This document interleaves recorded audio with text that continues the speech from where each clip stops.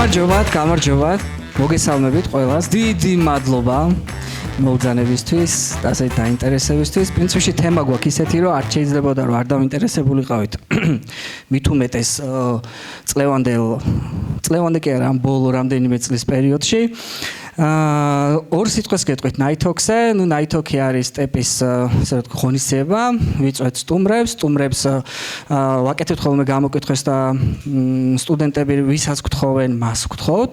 ან პირიქით, ჩვენ ვეძებთ საინტერესო სტუმრებს, ვიწვევთ და სტუდენტებისთვის საინტერესო თემებს განვიხილავთ.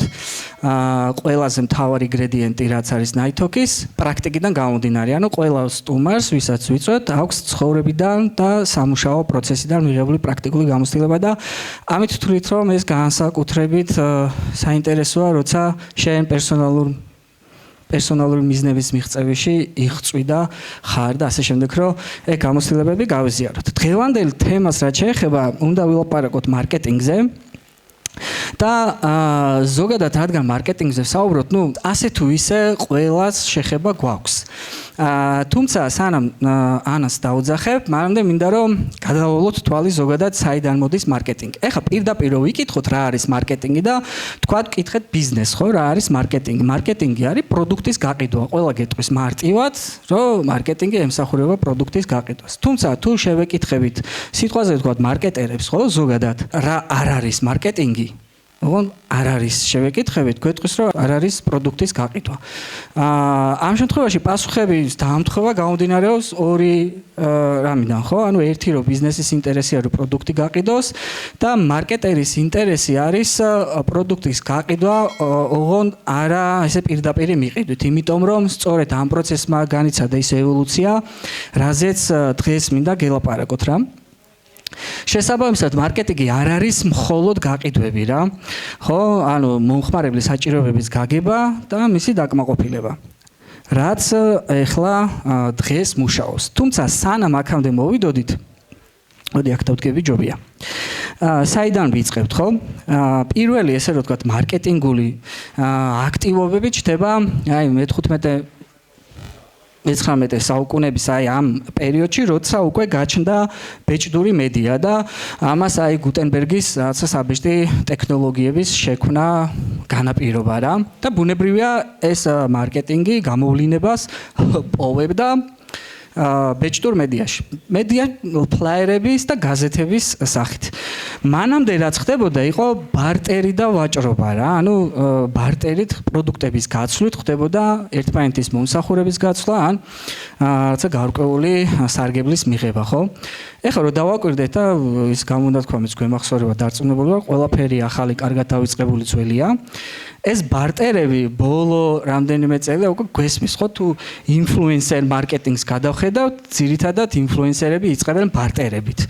შესაბამისად, ეს წრე ამ სფეროშიც ესე ტრიალებს, მოძრაობს და შემდეგ უკვე ბარტერიდან დაწყებული ურთიერთობა გადადის ასე რომ ვთქვათ სერვისში და რომელიც უკვე ფაქტობრივად სფეროდ ყალიბდება, ხო? ოკეი.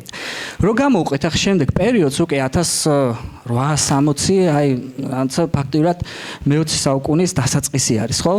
აქ უკვე ჩნდება ორიენტაცია ხდება წარმოებაზე, იმიტომ რომ რადგან საწარმოები ჩნდება და რაღაც კაპიტალიზაცია იწყება, ამ დროს კარგი პროდუქტი თავისით გაიყიდება. ნუ ეს ამ იდეის ფონზე, ანუ თუ პროდუქტი კარგი, ხო, ხვდებით, ხო, გამოცდილება არ არსებობს, რაღაც ესეთი არაფერი არსებობს ბაზარზე, უბრალოდ ადამიანების ინსაიტიდან რაღაცა ნაკარნახევი ამ ინსაიტებით მსჯელობენ. პროდუქტი თუ კარგია, ის თავისით გაიყიდება. ეს იყო მიდგომა ამ პერიოდში და რაც ასე რომ ვთქვათ, დამკვიდრდა დიდი წვლილი მიუძღვის ფორდს, როცა ეგ მოდელი გამოუშვა, ანუ და გამოუშვა იზრუნა იმაზე, რომ ყოფილიყო ყველასთვის ხელმისაწვდომი. რომ პროდუქტი გამختارიყო ყველასთვის ხელმისაწვდომი, გამოიხატება, ანუ ის რომ პროდუქტი კარგი იყოს, ერთ-ერთი კრიტერიუმი, რაც ამ იდეას უნდა აკმაყოფილებდეს, უნდა იყოს ხელმისაწვდომი და განვითარების მომდევნო ნაბიჯი იყო ეს იდეა. ამის შემდეგ უკვე და არის წარმოებაზე ორიენტირებული, ხო? ანუ უნდა ვაწარმოოთ კარგად, რომ პროდუქტმა შეძლოს საკუთარი არის თავის გაყიდვა. მომდევნო ეტაპი რაც არის უკვე გაყიდვებზე ორიენტირება ხდება საჭირო, იმიტომ რომ წარმოება გაიზარდა, კონკურენცია ჩდება, ასე შემდეგ და აქ უკვე იწყება ეს აგრესიული გაყიდვები, რასაც ქვია და ვინც გაყიდვებში მარკეტინგთან გვაქვს შეხება, კარგად ვიცით რას გულისხმობს ეს ტერმინი და ნუ ფაქტობრივად პირდაპირ ვთქვათ, ცდილობდნენ პროდუქტების შეტენვას. მომხმარებლისთვის ოღონდ პროდუქტი გაყიდულიყო რა. არ იყიდის მომხმარებელი თუ რაღაცა ძალისხმებას არ ჩავდებთ, მომხმარებელი პროდუქტს არ იყიდის და ეს არის ის პერიოდი, ახლა ამ წლების ფილმებსაც რო გადაავლოთ, რომელშიც რაღაც მარკეტინგის და გაყიდვების რაღაც ნიუანსი არის. კარზე სეილსმენები, კარზე შეთავაზებები და ასე შემდეგ და ასე შემდეგ. ანუ ეს იყო მომდევნო ეტაპი, ესე ვთქვათ, გაყიდვების, რომ აგრესიულად მომხმარებელი დაგეყოლიებინა, რომ პროდუქტი ეყიდა. თავარი იდეა ამ პერიოდის ეს იყო რა. და სწორედ ამ პერიოდში ჩდება უკვე ტელევიზია და რადიო და დიდი წვლილი ბეჭდური მედიიდან გადადის ტელევიზიაში და რადიოში. შემდეგი ეტაპი უკვე რაც და გვიახლოვდება ხო უკვე რაღაც ეს 90-იანების წლებია არის მარკეტინგზე ორიენტირებული ერა. და ნელა უკვე გვილაგდება გონებაში, იმიტომ რომ მარკეტინგ მანამდე თუ იყო წარმოებაზე ორიენტირებული, გაყიდვაზე ორიენტირებული, ახლა ხდებით მარკეტინგზე ორიენტირებული და რაც გულისხმობს, რომ ანუ აი ზუსტად პირველი განმარტება რაც ხო, რომ მომხმარებლის საჭიროების გაგება და მისი დაკმაყოფილება და ერთ-ერთი ყველაზე ესე თვალსაჩინო რაც ამოვიღე არის აი Volkswagen-ის რეკლამა არის ამ მოდელში ამოიღეს რადიატორები და პირდაპირ თქვეს რომ წყლის რადიატორები ამოიღეს ჰაერის რადიატორები ჩასვეს და რა არის რადიატორი არ არის პრობლემა. ანუ მომხმარებლის საჭიროება რომ რადიატორი მანქანაში პრობლემას წარმოადგენდა ამ პრობლემის გადაჭრაზე აკეთებდნენ უკვე აქცენტს და ეს არა მარტო Volkswagen-ის რაღაც იდეა, არამედ ზოგადად მარკეტინგმა ამ კუთხით ესე რომ თქვათ პოვა განვითარება. აქ ყალიბდება უკვე 4P-ის კონცეფცია, რომელზეც ეხლაც ფაქტიურად ნებისმიერი დიდი კომპანია ამ პრინციპს ეყრდნობა, ანუ პროდუქტი, ფასი, განთავსების ადგილი და პრომოცია რა. რასაც უნდა აკმაყოფილებდეს, ესე ვთქვათ, კომუნიკაციის დროს ნებისმიერი მარკეტინგული კამპანია.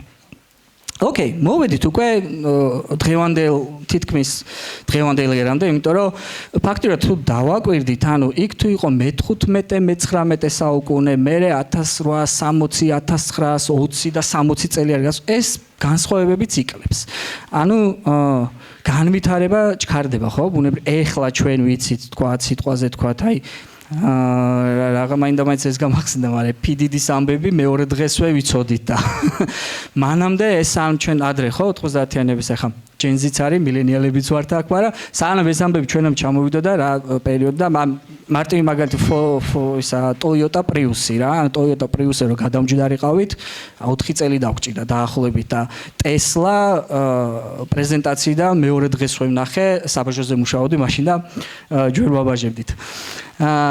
ოკეი, ხო, ურთიერთობებზე ორიენტირებული არის. ნახე, მარკეტინგზე ორიენტირებული ერიდან გადავედით უკვე ურთიერთობებზე ორიენტირებული ერიდან, აქ ჩემი ჯგუფის წარმომადგენლებიც არიან და ეს კომუნიკაცია რომ ურთიერთობებში უნდა გადავთარგმნოს, ჩვენ კარგად ვიცით, რასაც ვაპარაკოთ და ამის ირგვლივ ერთიანდებით, მოკლედ მარტექის ჯგუფებში.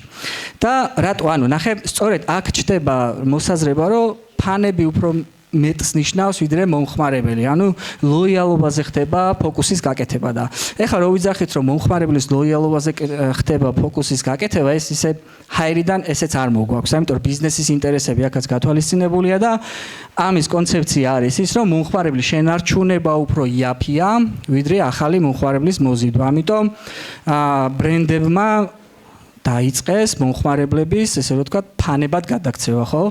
ანუ იფიქრე განსხვავებულად და Apple-ის ეს კამპანია ვიცით, ეხლა iPhone-შიკებს ვეძახით, ხო? რაღაცა უბრალოდ გვეძახით.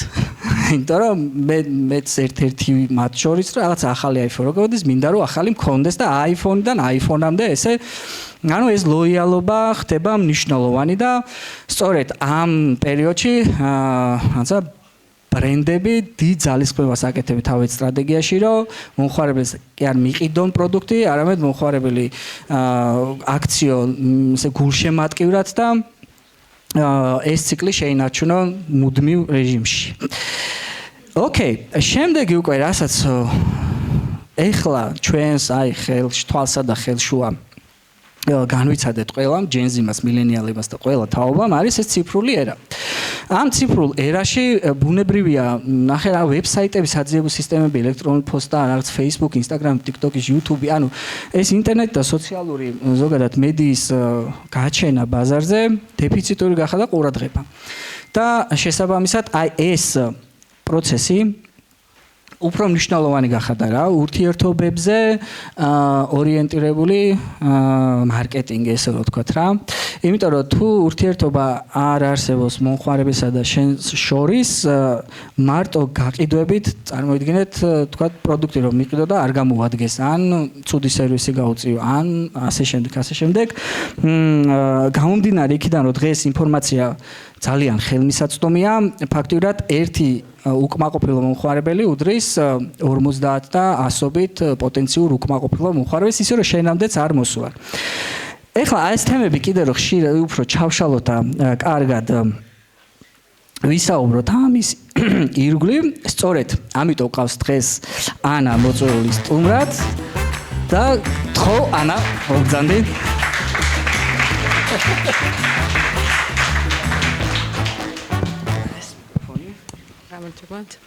მოგესალმებით, დიდი მადლობა დაპატიჟებისთვის. პირიქით, დიდი მადლობა შენ. იმიტომ რომ აქაც უნდა ვთქვა ახლა რაღაც ნაითოქმა ისეთი ენერგია მოგცა რომ და ეს თქვენი სტუმრების დამსახურება არის დიდწილად ყველას ერთად გულისხმობ. ახლა ყველა დამსწრესთან ჩვენს ორგანიზატორებს და დამსწრეებსაც რომ იცი ანუ ჯერ არ ყოლია სტუმარი ანუ თუ ვეუბნებით თავაზობთ სტუდენტებს რა აი ყველა ძალიან დიდი ენთუზიაზმით და ისე მხარდაჭერას გრძნობთ რა ამ პროცესში და შენც არ ყოფილიყარ გაბონაკლისი იმდა გითხრა მადლობა ამ დამოკიდებულებისთვის პირველ რიგში. ეხლა რაც მინდა რომ კითხო რა აი იმას რომ გამოვყვეთ ახლა ამ პრეისტორიას და იდეაში რომ შევხედოთ ახლა აი ბოლო 2 წელი რო ავიღოთ რა აი რაც რაღაცა გადაგჭამა თავი. ამ ბოლო 2 წლის განმავლობაში იმაზე მეტი ცვლილებები განვიცადეთ მარკეტინგში, თქვათ, ვიდრე მანამდე რაღაცა 10, 7, 8, 15 წლის განმავლობაში რა. და მაგიდან გამომდინარე, ანუ შენი აზრი მაინტერესებს აი ამ პროცესში რა, რამ გამოიწვია ეს, როგორ შეიცვალა სიტუაცია და რო შევადაროთ ბოლო 2 წელი, თქვათ, იმ წინა 10 წელს ესე რომ ვთქვათ. ხო, ძალიან საინტერესო კითხვაა ეს. ბოლო 2 წელმა უფრო ხელმისაწვდომი გახადა AI ხელსაწყოები ყველასთვის და ძალიან აქსელირებული გახდა, ანუ ძალიან ასწრაფდა ყველანაირი ვიდეო კონტენტის შექმნა. თუმცა ამას ორი მხარე აქვს. როდესაც ძალიან დიდია ხელმისაწვდომობა რაღაცის, როგორც ინფორმაციის, როგორც ხელსაწყოების, მეორეს მხრივ მანდ არის ჩვენი ძალიან ის ვართ გათავხედებულები ვართ და შეიძლება ვერც ვიყენებდეთ მათ სათანადოდ და შეიძლება ადრე როდესაც ყველაფერი იყო უფრო არახელმისაწვდომი და წიგნის ბიბლიოთეკაში უნდა აგეღო წიგნი, უნდა გადაგეღო რეკლამა, უფრო ფაქიზები ვიყავით და უფრო ისეთ სელექციურები. მეორეს მხრივ, ანუ ამ 2 წელზე 2 წლის ნაცვლად უფრო მეტად გამოყოფდი უფრო 6 წლის პერიოდს, იმიტომ რომ კი 2 წელში ძალიან დიდი მოზღვავება მოხდა ვიდეო კონტენტის, თუმცა ჩვენ ვფიქრობთ, რომ ჩვენ ვართ ჯერ კიდევ აი ამ ტალღის დასაწყისში. ჩვენ ჯერ კიდევ ვერ შევიგრძენით, იმიტომ რომ აი ეხლა ბოლო პერიოდში კიდევ უფრო მეტად განვითარდა ხარისხი ვიდეოების და ანუ ჰოლივუდის კინოს გადაღება, ანუ სწორი ბრიფის მიცემით შეგვიძლია მივიღოთ ჰოლივუდის დონის ვიდეო. მაგრამ რაღაცა ვერ ვიღებთ. ვერ ვიღებთ. მეორეს მხრივ პლატფორმებიც მოქმედებენ ისევ human centric approach-ით, ხო? ანუ ადამიანებზე ორიენტირებული მიდგომით ხელმძღვანელობენ და ეს ძალიან კარგია ჩვენთვის, იმიტომ რომ YouTube-ზე და სხვა პლატფორმებზეც მაინც და მაინც დიდი ხელშეწყობა არ აქვს ამ AI ვიდეოებს. ერთის მხრივ მათი მარკეტინგული სტრატეგიაა ეს, იმიტომ რომ AI-ით გაკეთებული ვიდეოს მონეტიზაცია არ უნდათ რომ დახარჯო, ანუ ბევრი ფული გასცენ და მეორეს მხრივ ეს კრეატორებისთვის ძალიან კარგია, რომ AI აღარ არის მათი კონკურენტი. ანუ მოლოდინი უფრო დიდი იყო, რომ AI წალეკავდა ყველაფერს, მაგრამ რეალობა ცოტა სხვანაირია და ადამიანებისთვის უფრო საკეთილდღეოდ განვითარდა ეს ყველაფერი. რაც შეეხება, მოდით ახლა მეორეს მხარეს გადავალ 6 წლის ჭრილს განვიხილავ, იმიტომ რომ მარკეტინგისთვის ვფიქრობ, რომ ბოლო 6 წლის ჭრილი არის ყველაზე მნიშვნელოვანი ციფრული ტრანსფორმაცია, სადაც მარკეტერებისთვის მოხდა ძალიან დიდი გარდატეხა. COVID-მა გამოიწვია თვალის ბაზრის განვითარება, ხო? ანუ ჩვენ ყველანი დღეს ვართ პროდუქტები და ჩვენ ვართ ესეთი მკვებავები თვალის ბაზრის, ხო? უფასო ვიდეო კონტენტი მხოლოდ იმაშია სათაგურშია, ხო? ამიტომ ჩვენ თუ რაღაცაში ფულს არ ვიხდით და ვერთობით, ესე იგი ჩვენ ვართ პროდუქტი, ხო? და ანუ ჩვენი თვალი იყიდება სოციალური პლატფორმების მიერ. ამიტომ მარკეტერებს დასჭირდათ ამ პერიოდის განმავლობაში მაქსიმალურად შეესწავლათ ახალი ტრენდები, ყოველდღიური განვითარება, ყოველდღიური დაფოლოვება იმ სიახლეების, რაც ხდება თითო პლატფორმაზე, იმიტომ რომ ძალიან ბევრი პლატფორმა გაჩნდა, ყურადღება გადანაწილდა სხვადასხვა პლატფორმებზე, YouTube, TikTok-ი, გაჩნდა TikTok-ი, ყურადღების დეფიციტი რაც ახსენე წარმოიშვა და ყურადღების მიპყრობა და ეს ყვირილი უფრო ხმამაღლალი უნდა ყოფილიყო და თან უფრო შემოქმედებითი. გახდა შესაძლებლობა კრეატივის დატესტვისა. ანუ თუ აქამდე მარკეტერის საქმე იყო ერთი ვიდეო რგოლის გადაღება, ვთქვათ სეზონზე, ერთი ქი-ვიზუალის გაკეთება, რომელსაც მე ვთქვათ მეტროში განათავსებდი, გარე რეკლამაში განათავსებდი, დაბეჭდავდი პოსტერებს და რგოლს განათავსებდი სატელევიზიო ეთერში. დღეს და ბოლო 6 წლის განმავლობაში მარკეტერს მინიმუმ თვეში 4 ვიდეო კონტენტი მაინც უნდა ქონდეს. მინიმუმ 4 ვიდეო და თუ გინდა რომ აგრესიულად შეხვიდე ბაზარზე 30 ვიდეო უნდა გადაიღო დღეში და ეხა მარკეტერი როგორც ცოტა ხნის წინ აგერ სლაიდზე ვიხილეთ, ხო? ანუ 4P ანუ მარკეტერებზე ფიქრობენ რომ აუ ძალიან ბევრი დრო აქვთ, რას აკეთებენ, რატო არ გპასუხობენ, თუნდაც იგივე ინფლუენსერები, კრეატორები იმდენ რაღაცაზე ფიქრობს მარკეტერი თავისი დღის განმავლობაში და კიდევ ამას ემატება აი ეს რაღაცა მოზღვავება ვიდეო კონტენტი, სადაც შენ არტ დირექტორიც უნდა იყო, გემოვნებაც უნდა განივითარო, ანუ ვიდეოებს უნდა უყურო, ტრენდები ნახო, სერიალებსაც უყურო და როდის უნდა დაიძინო.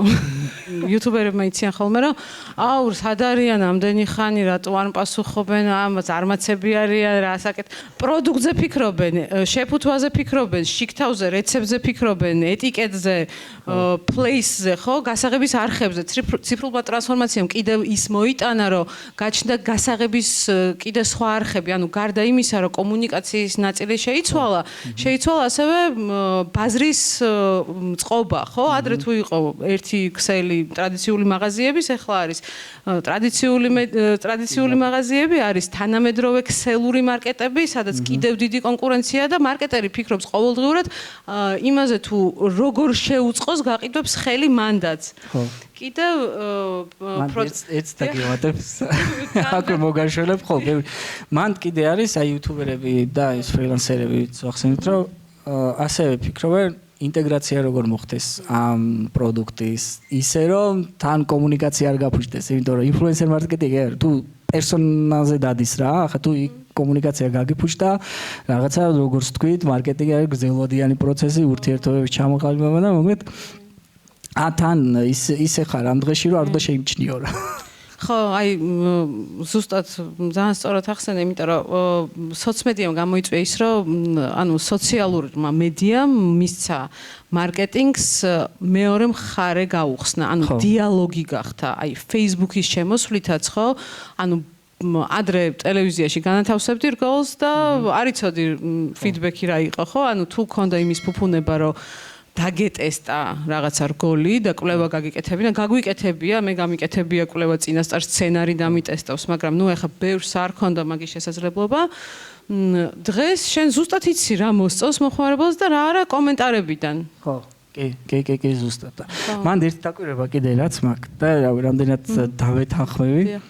კი ბრძნობ რამდენად დავეთანხმები, მაგრამ ანუ უფრო პროფესია არის ისეთი და ანუ ყველა რო გადავხედოთ ახლა გაგვახსენდება ეგეთი პროფესიები რა თუ არ გიყვარს არ გამოგივა რა ან სპორტივით არის რა თუ და ლაიფსტაილია უფრო ანუ არ არის რაღაცა 6-დან 9-მდე სამუშაო აი ჟურნალისტებიც ეგრე არიან ხო სპორტსმენები ვით რომ თუ იმ თემაში არ ახარ თავინებოვნ და შევან არ გამოგივა ისეთი პროდუქტი რა და მარკეტინგიც ეგრე მგონი ლაიფსტაილია ვიდრე უბრალოდ პროფესია განსაკუთრებით ეხლა რა როცა ეს კრეატორები და მით უმეტეს ეს პერსონალური გახდა რა თვითონ ნახე თუ ადრე ტელევიზია და ასე შემდეგ იყო და იქ მიქონდა ეხლა ყველა ინფლუენსერი თალკე თავის ტელევიზია რაღაცა ან პერსონალური ბრენდების ერა შემოვიდა ზუსტად დღესდღეობით კი და მარკეტერი ხო, ლაიფსტაილია, იყო მარკეტერი, ლაიფსტაილია, იმიტომ რომ თუ არ გიყვარს ის ბრენდი, რომელსაც წარადგენ, რომელსაც ანვითარებ, უბრალოდ ძალიან დიდ დისკომფორტში იქნები და ვერც იქნები წარმატებული. იმიტომ რომ ანუ მე მაგალითად ჩემი ყველა ბრენდი მართლა შვილებივით მიყვარს, აი მართლა და აი დამსიზმრებია ღამე რომ თქვა რაღაცა წარმოება ვარ და ხო, ანუ რაღაცა აი მართლა ძალიან ჩემი იდენტობის ნაწილი იყო და აი ღამეც და თავისუფალ დროსაც ფიქრობ ბრენდებზე. მან მინდა ეხა ერთი კითხვა რომ დაგისვა ძალიან დიდი ისა პორტფოლიოში რა, ძალიან დიდი გამოცდილება, ძალიან დიდი და ბევრი ბრენდი პროდუქტი და ასე შემდეგ და ოღონდ კითხვა როგორ მინდა იცი დაგისვა ანუ თუ გამოარჩევდი რომელიმეს რაღაც ისეთ განსაკუთრებულს რომ რომელმაც ძალიან დიდი გავლენა იქონია ჩვენს კარიერაზე და ეს გარდამტეხი მომენტი თქვა აი რომელს უკავშირდება და ეს პატარა პრეისტორიაც მოაყოლე კი ბატონო მე მარკეტინგში მუშაობ 2009 წლიდან მუშაობდი გლობალურ ბრენდებზე, ისეთ ბრენდებზე, როგორც Colgate, Palmolive, იქ დაიწყო ჩემი კარიერა, მე გავაგრძელე Kraftში, დღევანდელ Mondelez-ში, Alpengold, Corona, Carte Noire, Jacobs-ი ეს ბრენდები იყო და ნუ ყველაზე დიდი ხანი ვიმუშავე ქართულ წამყვან ლუდის ბრენდებზე, ნატახტარი, ქარვა, კასრი, ტაატიც, აგერ ლევანი იყო თქვენი სტუმარი. ლევანს მოკითხვა აქედან. მოკითხვა, კი. აი მთიელი ძალიან მნიშვნელოვანი პროექტი იყო ჩემს კარიერაში 2012 წელს ჩაუშვით და ერთ წელიწადში 25% ბაზრის წილი აიღო მთიელმა და კოტლერის წიგნში არის შეტანილი ქართულ თარგმანში როგორც ერთ-ერთი кейსი, იმიტომ რომ კონკურენტის თიზინგ კამპანია გამოვიყენეთ იმისათვის, რომ ბრენდი წარმატებული ყოფილიყო, ოღონდ ეს ყველაფერი ბუნებრივად მოხდა და არის ხოლმე მარკეტინგში ეგეთი რაღაცა ბუნებრივი, ჯადოსნური დამტხოვები, რაც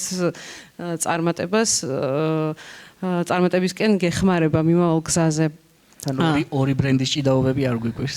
კი, და თან მაშინ ძალიან საინტერესო იყო, ძალიან დიდი კონკურენცია იყო და მაშინ ციფრული მედია არ არსებობდა და ტელევიზიით შეგეძლო ძალიან დიდი ცნობადობა მოგეპოვებინა 2 კვირაში, 3 კვირაში და ძალიან საინტერესო დრო იყო.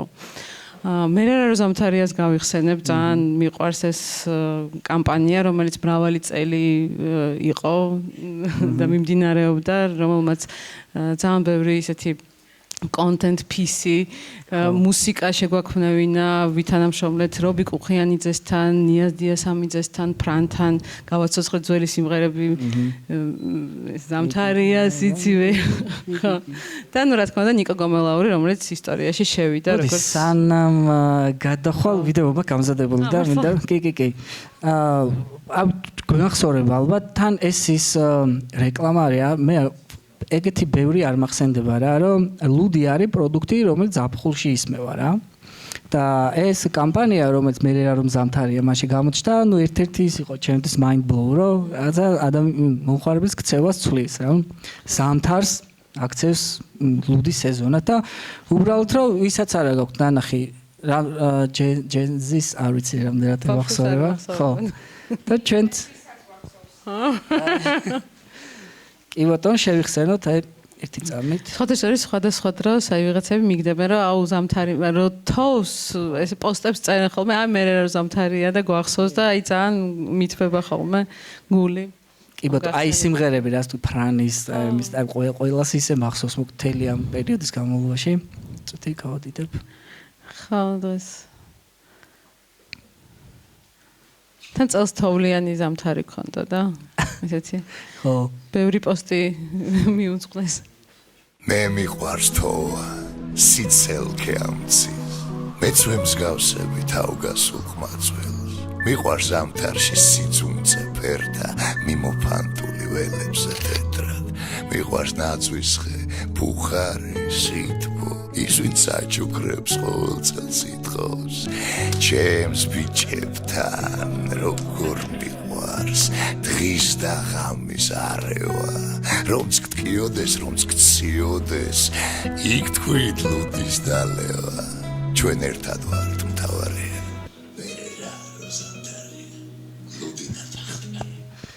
ხო так შეიძლება არ დაგაჟრიალოს ხო სოციალურად ძალიან საინტერესო არის ამ ლექსის ისტორია და ნიკოს ანუ ნიკო გომელაურმა დაამატა იყო სლოგანი მე რო ზამთარია და ეს ჩვენ ერთად ვართ მთავარია მე რო ზამთარია ზუსტად მაგის ლექსით იყო განპირობებული და თან ანუ გადაღებაზე რომ წავედით ანუ სულ სხვა ლექსი იყო ნუ სულ სხვა არა მაგრამ ანუ მოტივები იგივე ქონდა თუმცა ნუ სხვა ლექსი იყო და ნუ ახლა გადაღებაზე ვარ მოდი ჩემთან ნიკო და მეუბნება რომ მე ამ ლექს არ წავიკითხავო და ნუ გავგიჟდი ახლა მარტო ვარ რაღაც ახალგაზრდა მარკეტერი ბრენდ მენეჯერი ნატახტარის წამოსული გუდაურში ძლივს მოთოვა ავედით და აი მე მეთქი გავთავდი იქ მეთქი რას ნიშნავს ვერ წაიკითხ მე აი ჩემ ლექს წავიკითხავო და იყო გადაღების დღეს და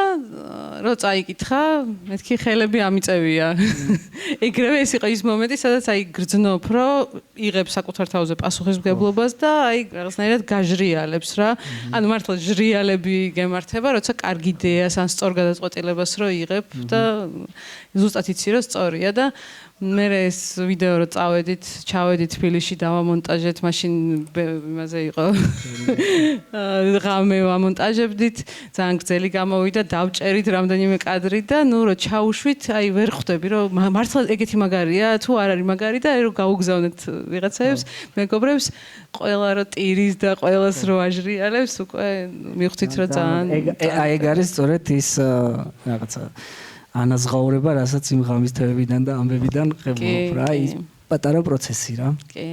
ანუ შემოქმედებაა რა, ანუ შემოქმედებითობა არის რა მარკეტინგი. ძალიან ადრე ვამბობდი ხოლმე რომ ეს არის რაღაცა iluzia, რომ რაღაცას ქმნი, მაგრამ არ არის iluzia რეალურად ქმნი რაღაცას რა. ანუ ყველა ოჯახში რაღაც მომენტში მივხვდი რომ ყველა ოჯახში შესული არის ჩემი პროდუქცია და ყველას რაღაცა არაფრისგან რაღაცა შევქმენი, რასაც ხალხი ეხება ოჯახში. ერთი რამ ეს გაგახსენო, ანუ რამდენად ან შინაარსიანი მარკეტინგზე რო თქვა, რამდენიმე სიტყვა, იმიტომ რომ განსაკუთრებით ბოლო პერიოდში აი იმ წლებს გულისხმობ რა ბოლო წლებში ძალიან აქტიურად იყო ეს ლიმიტირებული ესენი წარმოებები სიტყვა ხისტყაოსანის თემა რაგბის თემა მაგნაწილო რაღაცა შინაარსიანი მარკეტინგი რამდენად ის იყო თქვათ პრაქტიკაში კარგი რამდენად ბევრისთვის იყო მისაღები და რამდენად ის იყო ბრენდისთვის თვითონ რაღაცა მზაობა და ეხლა თუ გრძნობ მაგას რო თქვათ შინაარსიანი მარკეტინგი დღეს რაღაცა მზად არის ბაზარიც და ბიზნესიც. მოდი ბოლოდან დავიწყებ. დღეს ვფიქრობ, რომ ყველაზე მნიშვნელოვანი არის შინაარსიანი მარკეტინგის წარმოება ყოველდღიურობაში და თვითონ ბაზარიც ითხოვს ამას, შინაარსიან პროდუქტებს და რაღაცა ან სასარგებლო პროდუქტებს, რაღაცა ფუნქციურ პროდუქტების სეგმენტები ძალიან ვითარდება. იმიტომ რომ ადამიანებმა უფრო დაიწყეს საკუთარ თავზე ზრუნვა, უფრო დაიწყეს ეტიკეტების კითხვა. რაც შეეხება ძველ დროს, როცა დაიწყო შინაარსიანი მარკეტინგი, აი ზუსტად ის მომენტი იყო, რომ რასაც ოდნავ ცოტა ხნის წინ ვამბობდი, რომ როცა მივხვდი, რომ ანუ სახლში, ყველა ოჯახში შედის შენი პროდუქტი და ადამიანები ხელს კიდებენ იმას რაღაცას, რაშიც ასხია შენი პროდუქტი, ამ რაღაცასთან ერთად შეგიძლია რაღაც დამატებითი benefit-ი დამატებითი შინაარსი შეძინო და ხო, აქვე ერთ დავამატებ, ანუ უბრალოდ ცნობისთვის რომ ხაზი გავუსვა, რომ საუბარი გვაქვს აი ვეფხისტყაოსანი და რაგბის ის რო თქვით, რომ ქილებზე იყო ვეფხისტყაოსნის ფრაზები და ლიმიტირებული იმით იყო ნატახტარის ქილები გამოშვებული და რაგბის წესები კიდე ცალკე კამპანია ისეც ქილებზე იყო დატანილი და ამას გულისხმობთ მე რაღაც მომენტში კაი აზრიანი ანუ ქართული ტერმინი არ არსებობდა კაი აზრიანი მარკეტინგი და ვარქვით კაი დავამატე ანუ ხო purpose marketing-ი არის ინგლისურად ეს ტერმინი რომ ანუ რაღაცა შინაარსი რო აქვს რა ანუ პროდუქტის ზემოდან რომ რაღაცას აწუდი ხო ანუ ეგ ყველაფერი დაიწყო რაგბის წესების გადაცემით იმიტომ რომ მაგ პერიოდში კონკურენტმა წაიღო რაგბის სპონსორობა ნატახტარის და რაღაცა ბიუჯეტი არსებობდა ჩვენს ხელში, რომელიც აღარ დაიხარჯა რაგბის კამპანიაზე კი არა და ანუ რაგბის კავშირის სპონსორობაზე და მაგ მომენტში ფოკუსი შევცვალეთ მომხმარებელზე. ანუ უფრო მომხმარებელზე ორიენტირებული ფიქრი დაიწყო კომპანიამ და ზუსტად ამ ფიქრმა მიგვიყვანა იქამდე, რომ რა შეგვიძლია მივცეთ შეფუთვაზე ისეთი, რაც მათ სჭირდებათ. ანუ help კონტენტი, ან fun კონტენტი. ეს იყო help ფუნქციური კონტენტი, იმიტომ რომ insight-ი იყო ის, რომ რაგბის წესები ადამიანებმა არ იცოდნენ და ჩვენ როგორც კომაგების მეგობრებმა მივეცით მათ საგანმანათლებლო კონტენტი.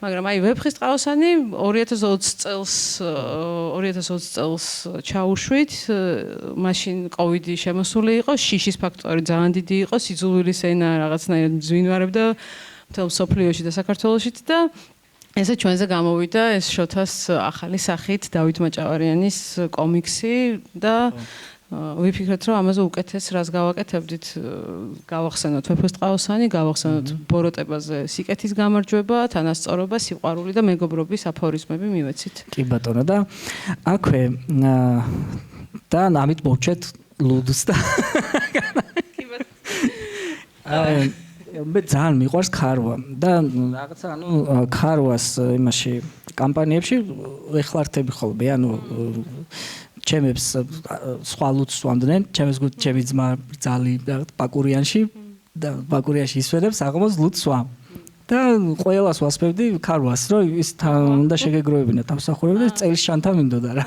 მართლა მე მიიღე კი აუ რა მაგარია ძალიან მიხარი ხო და მოკლედ ის იყო რომ აი ეს ეგეთი გეიმიფიკაცია ეგეთი რაღაცები ძალიან მნიშვნელოვანი როცა რაღაცა პროდუქტთან ახლოს ხარ რა ამ ქარვას ზოგადად ბრენდის გამოჩენა იყო თვითონ საინტერესო რა იმიტომ რომ რავი რაღაცა ჩემი გამოცდილებით ახალგაზრდა ტიპია რაღაცა ქარვა სახელიც რაცა ისეთი ამ პროცესეც რო გითხრა რამდენიმე სიტყვა ხო ნუ ახალგაზრდული ბრენდია ქარვა ანუ ქარვას შემთხვევაში ახლა შენ რაც ამბობ წელის ჩანთა რაღაცები ანუ ქარვაზე რაღაც მომენტში გადავწყვიტეთ რომ შეგვექმნა ბრენდის სამყარო რომელიც შედგებოდა რაღაცა ნიშნებისგან რაღაცა სიმბოლოებისგან რაღაცა კონკრეტული მიმართულებებისგან სადაც ქარვა აუცილებლად უნდა ყოფილიყო და თან რაღაცნაირად ანუ რაღაც კონკრეტულ ფესტივალებზე ხდებოდა ქარვა გზაზე ხდებოდა აუთდორი ანუ გარე რეკლამა და აი თითქოს რაღაც ნიშნებზე მიდიოდი და ანუ ვინც ამას ხედავდა აფასებდა ხდებოდა აი ამ დიდი community-ის ნაწილი და დღემდე ძალიან დიდი ლოიალური ბაზა ყავს ქარვას და ყველას აი შუალედი არსებს ან ძალიან უყვართ ქარვა ან საერთოდ არ უყვართ რა და კი ზუსტად ხო ეგეც ქარვას ფილოსოფია არის რაღაცა შეხედო ჭიქაში ჩასხმულ წყალს როგორც უბრალოდ წყალს და არ შეაფასო იგი რა და ანუ განქარვება ნახევრად მეტი ის არის სავსეა ნახევრად ხო არა უბრალოდ დალია რა აი ეს არის დალია წყალი და ნუ ფიქრობ იმაზე ნახევრად არის თუ სავსე დალია და განიქარვე რა კი ზუსტად ხო თან სახელიც ჩვენ ლევანისთან მანამდე შოთი ყავდა ნუ ბრენდზე ლაპარაკობთ აქტიურად გვიყვარს ეგ ამბები და ქარვაც ანუ ისეთი და ქართული ელემენტები რა რომ რაღაც მარტო ვიზუალში კი არ ჩავსვათ რაღაცა ქართული და ორნამენტიანის არა ვიღოთ მაგრამ თვითონ ბრენდნეიმშიც სახელშიც და ფილოსოფიაშიც ქარვაც ეგეთ განიქარვე და ქარვა აბსოლუტურად ქართულად განიქარვე რაღაც ინგლისურად ვერ იტყვით ლაგარგად ასე რომ ვერ ვიტყვით ხო და თან ეს limited edition-ებია ქარვას სულ და ესეც ქართველების დახატული ნახატებია და ანუ სუფთა ქართული თანამედროვე ბრენდია რა ანუ აი რაღაც თანამედროვე ქართული ლუდის სახე არის რა ქარვა და ძალიან მეამაყება მოკითხვა ნინოს აქედან აგრძელებს ამ საქმეს შეუერთებით მოკითხვას ჩვენს ან სამ გავგზავნებ შეკითხვას საჩუქრები გვაქვს შენთვის და აი ქართული რო ვახსენეთ ახლა ჩვენი მეგობრები კრეადორა უკვე დიდი ხანია მეგობრობს ჩვენთან კრეადორა ეს ქართული არტიზანული აქსესუარების ბრენდი კი ბატონო ეს სხვადასხვა unboxing-ი რამდენად ხშირად გაგიკეთებია შეიძლება რომ ნახო ვაუ ნახოთ აბა unboxing-ი ხო და თან ახლა ბრენდებთან რომ თან ზოგადად აი მხარდაჭერის ამბავში რომ ვაკეთეთ ხომ კოლაბორაციას ძალიან გვიხარია რომ ქართული კომპანიები, ქართული პროდუქტები გვემეგობრდებიან. ძალიან დიდი მადლობა, ძალიან მომწონს კი და ძალიან რბილი ისა ყავი აქვს. ძალიან მარტივი მოსახმარია. ეს შენც რო რაღაც ესე გაიმარტიო და გაიმშვენიერო. მუშაობის პროცესში და 400 ლარიანი ვაუჩერი არის, ესეც ქართული მიხვდები სახელზე, ყოჩაღები რა კაი სახელია. ბიზნესისა და არა მარტო ბიზნეს, ოჯახების მომარაგების სერვისი შეგიძლია ძალიან დიდი მადლობა ჩვენ მეგობრებს მადლობა ოკეი ეხლა მოდი ქართულიდან ცოტა იმას შემოვაროთ ეხლა გარედან ამ ამბეს და გლობალურ ტენდენციებზე რომ იმასნათ რა გადავავლოთ თვალი რომ აი რა ხდება დღეს სოფლიოში ამ კომუნიკაციის ნაწილში და ჩვენ რა გამოწვევების და რა შესაძლებლობების წინაშე ვდგავართ. ჩვენში გულისხმობ როგორც ბიზნეს, ასევე მარკეტერებს. ხო, გლობალური ტრენდები ბოლო პერიოდის განმავლობაში, ну, თავისთავად ეს არის short form-ის, მოკლე ფორმის ვიდეო კონტენტი, როგორც მეფე, რომელიც შემოიტანა TikTok-მა და მერე ყველამ ესე გავრცელდა ყველა სხვა პლატფორმებზე. ეს არის ის საკომუნიკაციო ტრენდი, რაც ბოლო პერიოდია არის. პერსონალური ბრენდები. ანუ ეგ არის ასევე ძალიან მნიშვნელოვანი მიმდინარე ტრენდი, სადაც ანუ თუ ბიზნესის გაკეთება გინდა, ყველაზე მარტივი გზა და მოდელი ეს არის ანუ ჩამოაყალიბო შენი პერსონალური ბრენდი. და პერსონალური ბრენდი, რა თქმა უნდა, ჩამოიყალიბო ვერტიკალური მოკლე კონტენტით, ან გრძელი კონტენტით, რომელსაც ექნება ასევე შორტები და გამოიყენო ის ყველა პლატფორმა, რომელზეც არის დღესდღეობით ინტერესი. კიდევ ერთი ტრენდი ბიზნესში ეს არის live shopping-ი. რომელზეც საუბრობენ ბოლო ხანია გლობალურ ბაზარზე. ამერიკაში ნელ-ნელა ეს იზრდება, ჩინეთში არის უკვე მილიარდობით ბრუნვა აქვს ამ live shopping შოპებს და დღესდღეობით საქართველოში ვინც გააკეთებს live shop-ებს, დარწმუნებული ვარ, რომ რამდენიმე ხანში ძალიან დიდი ფული შეუნა შეუწლიეთ. ანუ მაგაში არის ძალიან დიდი, ესე იგი აი, ხო, დიდად არ აქვს პროდუქტის მნიშვნელობა, იმიტომ რომ ყველაფერი გადადის მაინც ციფრულ სამყაროში, ანუ გარეთ გასვლას და ძებნას ისე ურჩევნიათ, რომ TikTok-ში live shop-ში იყო, ან Facebook live shop-ში, ან სხვა პლატფორმაზე live shop-ში იყო. ამიტომ დღეს ვინც დაიწყებს, ხვალ აუცილებლად მოგებული დარჩება. აი, გძელ, აი, ოკეი, ვერტიკალური მედია ცალსახად მიაქვს, ესე ვთქვათ რა, ეს პროცესი, მაგრამ აი, გძელ ვიდეოებზე, ну, YouTube-ი მაქვს ხედველობაში რა. ხო. ეგეც თუნდაც აი ეს რო შედარება გავაკეთოთ რა ეხლა და ფაქტობრივად რა 3-2 წლის წინ თუნდაც რა რომ ეს ბრენდები, ჩვენები, კომპანიები YouTube-ზე როგორ შედიან, არ შედიან და ეხლა უკვე რა სიტუაცია გვაქვს, ეხლა როცა თქვა ყველა დიდი YouTuber-ის ესე რა თქვა ის გადავსებულია რა. ამ სასპონსორო შეთავაზებით და აი ეს რამ განაპირობა, ანუ YouTuber-ების გაზრდამ, ბიზნესის ინტერესის გაზრდამ თუ YouTube პლატფორმაზე უფრო მეტი, აი ზოგადად YouTube-ს როგორ შეაფასებდი ამ ქარცეცხლში? ხო, YouTube-ი ძალიან მიყვარს და ძალიან კარგი პლატფორმა არის, იმიტომ რომ ნამდვილ ნახვას თუ ეძებს მარკეტერი, მიაგნებს YouTube-ზე, იმიტომ რომ ადამიანი რო რთავს YouTube-ს აუცილებლად უყურებს დიდი ყურადღებით. ანუ TikTok ნახვა და YouTube ნახვა რო შევადაროთ YouTube-ზე ალბათ უფრო ორჯერ მეტია ყურადღება და ეფექტურობა რეკლამის. ამიტომაც YouTube-იც უფრო ძვირი ღირს განთავსებისთვის. მე გამიმართლა და ერთ-ერთი პიონერი ვიყავი, ვინც YouTube-ზე შევიდა, სადღაც 2020 წლიდან თანამშრომლობდი სხვადასხვა კრეატორებთან. დღეს ძალიან განვითარდა იმასთან შედარებით, ანუ საკმაოდ ბევრი სპონსორია.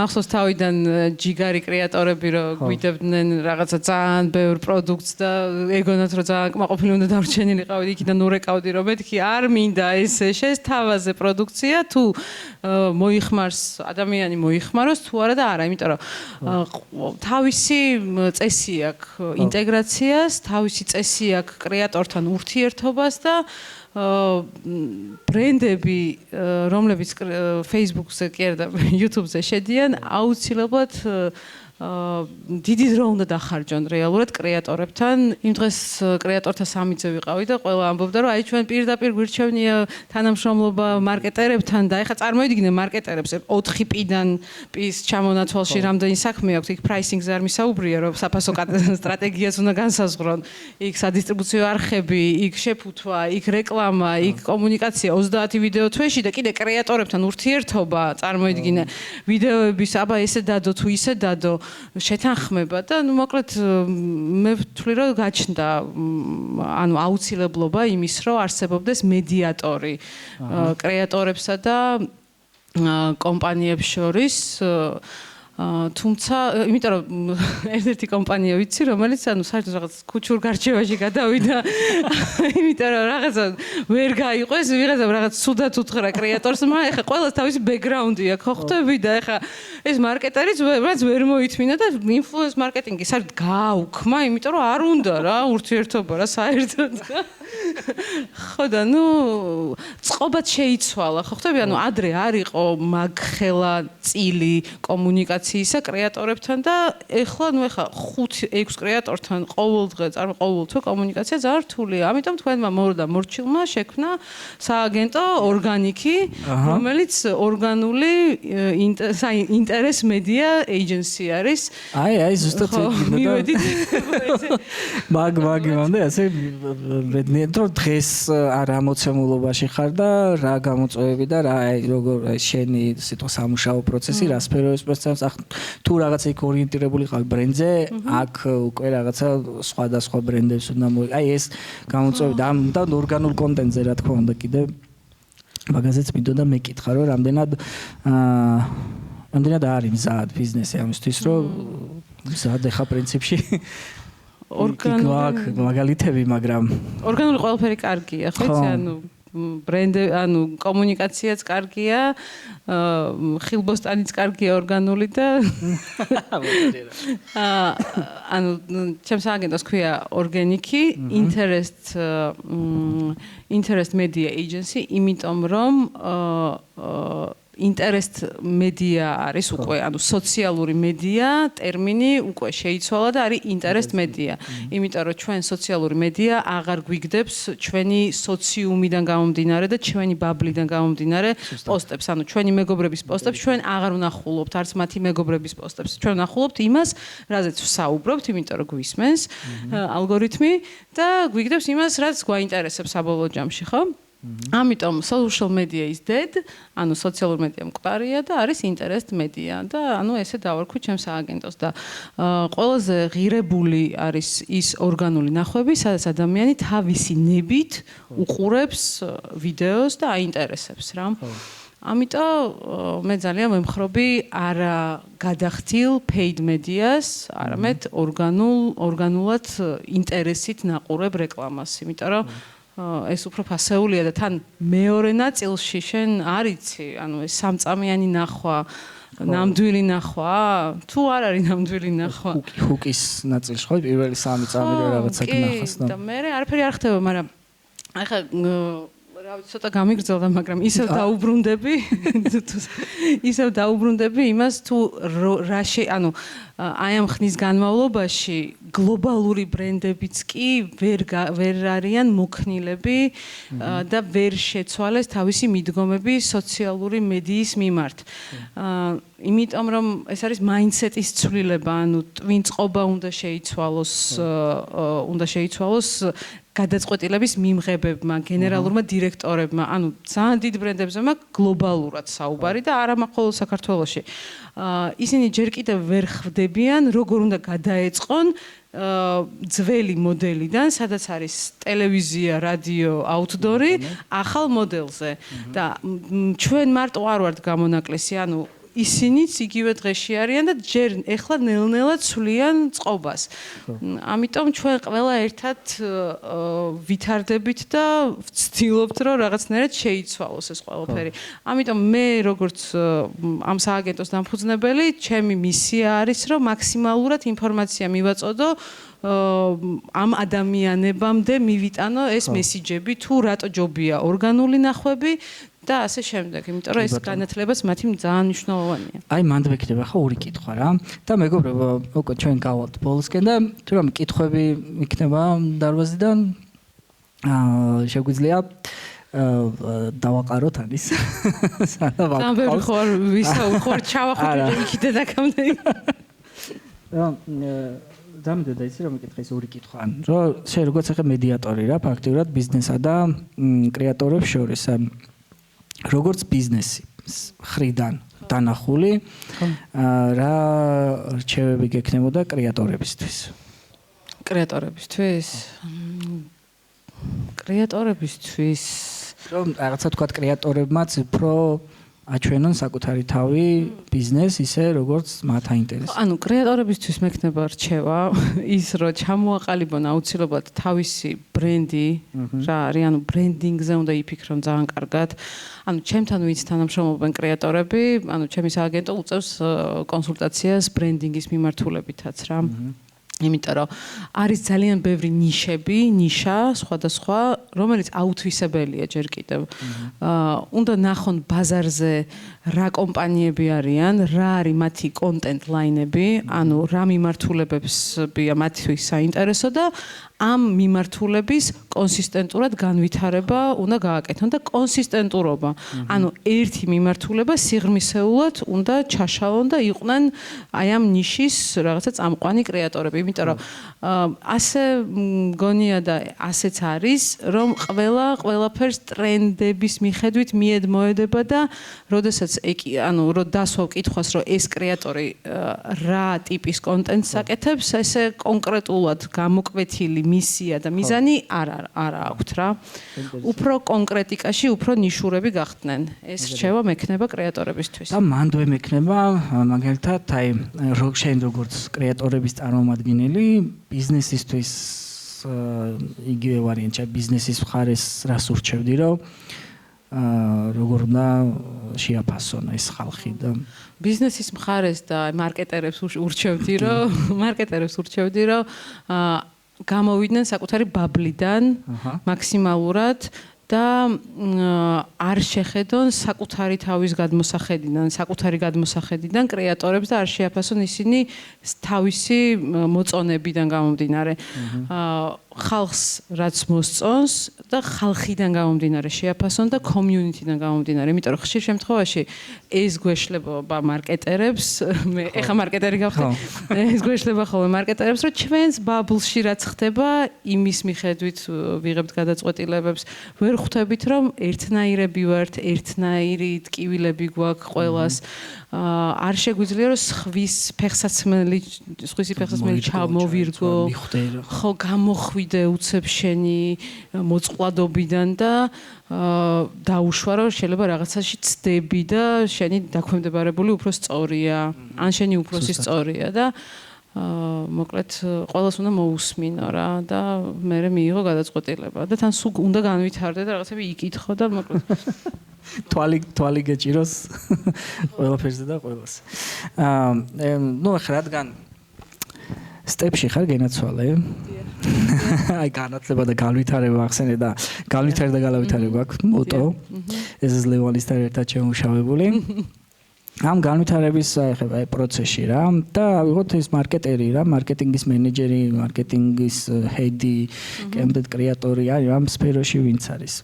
რა ცოდნებით უნდა იყოს მომარაგებული, აი აკუნთები უნდა სუპერძალებით უნდა იყოს შეიარაღებული მარკეტერი. რა უნარები რა შეგიძლია ეს? ხო, პირველ რიგში გეტყვი რომ კომუნიკაციის უნარი უნდა გქონდეს კარგი. მოსმენის უნარი უნდა გქონდეს, უნდა იყოს კარგი მსმენელი, კარგი მთქმელი. უნდა იყოს ნინძა, აი კიციც უნდა ესმოდეს და კიცმაცურიც და ანუ უნდა ხვდებოდეს მოусმინოს ყველას და ინსაიტები წამოიღოს, ანუ მიგნებები წამოიღოს ნებისმიერი ურთიერთობიდან. იმიტომ რომ ყოველდღიური ჩვენი გამოცდილებები ტრანსპორტში, კაფეში, ყველგან რაღაცა ინსაიტი წამოღება შეიძლება. ფინანსური მხარე, ანუ მათემატიკა უნდა იცოდეს მარკეტერმა აუცილებლად. მინიმალური მათემატიკა და ფინანსები უნდა იცოდეს. ანალიტიკის უნარი უნდა გქონდეს. და ნუ ამას ყველაფერს დამატებული უნდა იყოს არტ დირექტორი, ესთეტი, უნდა უყუროს ბევრ ფილმს იმისთვის რომ კონტენტი შეაფასოს სწორად, იმიტომ რომ მარკეტერმა უნდა იცოდეს სააგენტო და რა თქმა უნდა სწორი ბრიფის მიცემი უნდა იყოს, სწორი დავალება უნდა შეეძლოს მისცეს სააგენტოს და პლუს მაგას უნდა იყოს სააგენტოზე უფრო მაგარი. იმიტომ რომ უნდა შეაფასოს მათი მოწოდებული შეთავაზება და ანუ ორმაგი პასუხისმგებლობაა რა, ანუ ძალიან ესეთი საპასუხისმგებლო საქმე არის მარკეტინგი. რამე ხო არ მრჩება?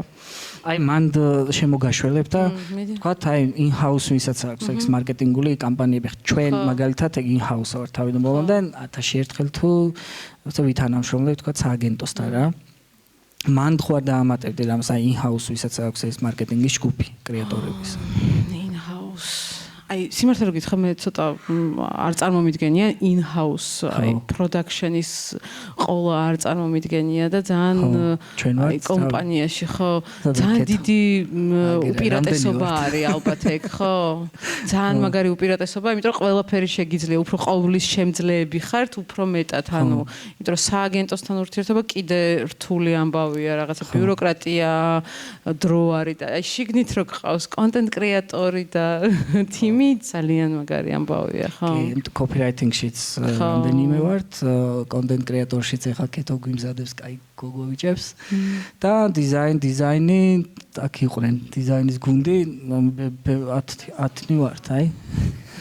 და ნუ აი ესეც სტეპერების ნამუშევრებია, ნუ ძირითადად რასაც ხედავთ, უფრო აქედან მოგვაქვს, ანუ აქაური ნამუშევარი, აქაური რაღაცა გამოცდილება და შიგნიდან ესე ვარ დაფუძნებული და განსაკუთრებით გვიხარო და შენი სტუმრობა ეხლა რომ რაღაცებში რა შეიძლება კიდე ავიღოთ და გავითვალისწინოთ. კიდე რაღაცას დავამატებ მარკეტერზე, რომ გულანთებული უნდა იყოს რა. ანუ სიყვარული უნდა ქონდეს ძალიან საკუთარი საქმის რა. ანუ მაგის გარეშე არ გამოვა და აი ეს სიყვარული შემოქმედებითი უნარიდან მოდის რა. ანუ შემოქმედი უნდა იყოს და უნდა იღებდეს ძალიან დიდ სიამოვნებას თავისი ნაშრომისგან რა. აი ამას დავამატებდი. всё. დავხუროთ თემები და აი რო გითხრან რომ ტელეფონში შენ smartphone-ში დაიტოვე ერთი აპლიკაცია და დანარჩენი წაშალე. რომელს დაიტოვებდი? LinkedIn-ს. აი ტაში. დღეს ესე გავაკეთე, დღეს წავშალე Facebook-ი, Instagram-ი, იმიტომ რომ ძალიან დიდი რომი ჰქონდა და დავიტოვე LinkedIn-ი. ოკეი. სხვა LinkedIn ჯერ არ მქონია პასუხში. კი. ხო, WhatsApp-ი და ლეონი თქვა, იყოს ჯანდაბას რეკლამა. ოქტოპუსის აპლიკაციაზე, იმიტომ რომ ვარჯიში დავიზო, მაგრად მშველისო. ძალიან ისე ინდივიდუალური აღმოჩნდა ეგ კითხვას და კაი დაკვირვება მოგცა. მე ძალიან მიყვარს LinkedIn-ი, ძალიან ყოველდღიური ჩემი მთავარი აპლიკაცია არის, რომელსაც ვიყენებ და. ოკეი. დიდი მადლობა შენ.